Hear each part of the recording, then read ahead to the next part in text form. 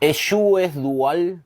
La pregunta, o mejor dicho, la certeza infundada que se escuchan al menos en los cultos netos de Eshu. No vamos a hablar despectivamente, estoy hablando de la Quimbanda. Por supuesto que Eshu, de línea de almas, originariamente, al menos el Eshu espiritista, por calificarlo de alguna manera que se entienda, que corresponde a la línea de almas de la Umbanda, no es dual. Eshu es ley. De hecho, muchas veces habrás dicho, si estuviste en una ceremonia de Eshu, Eshue, Eshue, ¿no?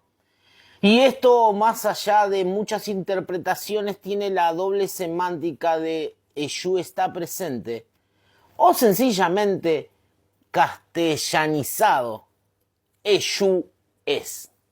De que tiene una propiedad y de que está ya conformado.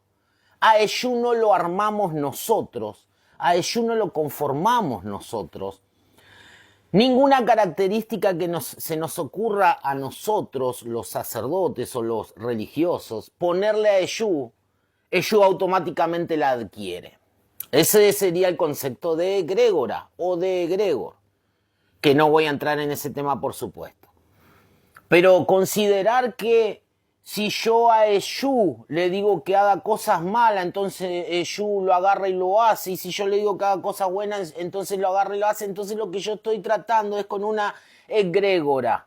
Es decir, con la concentración energética humana a través del imaginario y un montón de cuestiones más, transformada en algo espiritual. Que es algo obviamente temporal y tiene fecha de caducidad. No es un misterio netamente que pertenezca al mundo espiritual, como en este caso Eshu. Esto parece algo de primer grado de la escuela primaria, ¿no? Pero en realidad a veces andamos tan rápido en esto de hablar, de practicar, y que incluso nuestras prácticas sobrepasen aquello que llamamos fundamentos y después nos llenamos de preguntas y no entendemos cómo y siempre algo vamos a justificar y vamos a tironear de los pelos. Entonces, cuando hablamos de fundamento, bueno, tenemos que ir a los fundamentos, a fundamentos que tengan que ver con la bibliografía, con la historia, con todas las disciplinas humanísticas puntualmente. Y no los fundamentos de aquello que siempre es un terreno medio dudoso, un terreno confuso, la llamada teología oral, ¿no? Esto es un lugar muy nebuloso, donde solamente pretenden adquirir alguna cierta posición de sabiduría aquellos que mienten un poco mejor. La realidad es que hay hoy siglo XXI muchísimo material escrito, muchísimos documentos, muchísimos registros. Ha avanzado la ciencia de una forma increíble. Las investigaciones han avanzado, entonces hay que verdaderamente tomar el camino de estudiar de verdad, con realidad y con conciencia y responsabilidad, si somos dirigentes religiosos, más todavía, sobre la religión. Eshu es ley.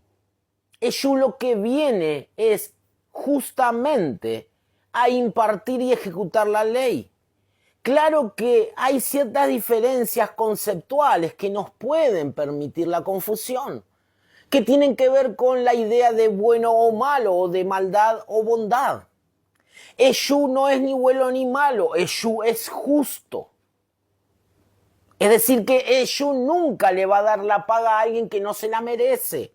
Por más que esto te retuerza un poquito las tripas y digas, no, yo quiero saber o quiero creer que Eshu es dual. Entonces quiero creer que mi Eshu me defienda a mí, pero ataca y quiebra a todos los que a mí se me cantan. Ese es el mambo que tienen muchos, hablando criollamente o coloquialmente, fisuras, escondidos o refugiados en la religión. Entonces no tenemos que prestarnos a la confusión porque el culto a Eshu es muy sagrado. Eshu es muy sagrado y es una manifestación divina, así como me escuchas. en las tinieblas y en la oscuridad. Ahora, Eshu no es la oscuridad, ni es las tinieblas.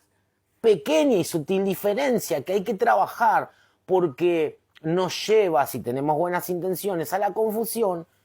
Y si en realidad queremos aprovechar esta confusión para cubrir nuestra puerqueza, nuestro egocentrismo, nuestro egoísmo, nuestra miseria que lanzamos siempre sobre el prójimo. Eshu no es eso. Eshu no es trasladable, nada humano, a el mundo espiritual. Allan Kardec, que es quien hizo y creó y fundamentó y fundó la doctrina espiritista, cuando habla de las esferas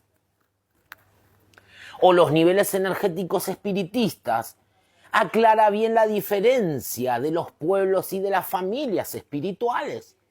Él lo basa en el desarrollo, en la evolución intelectual de esos espíritus. Ahora, deja en claro que hay espíritus que portan la justicia y hay espíritus que se regordean de las miserias humanas para de alguna forma armar una gran familia espiritual y sentirse un poco acompañados, divertidos o calmados en su obsesión de saber que están en un lugar donde les da miedo ascender o acercarse a la luz. Típico de alguien que porta o ama la oscuridad. Repeler todo lo que tenga que ver con la luz. Entonces Eshu no es dual. Eshu no es una entidad que viene desnuda y entonces depende de mí de que yo le ponga alas de ángeles o cuernitos de demonio. Eshu no es eso. Eshu viene y Eshu es.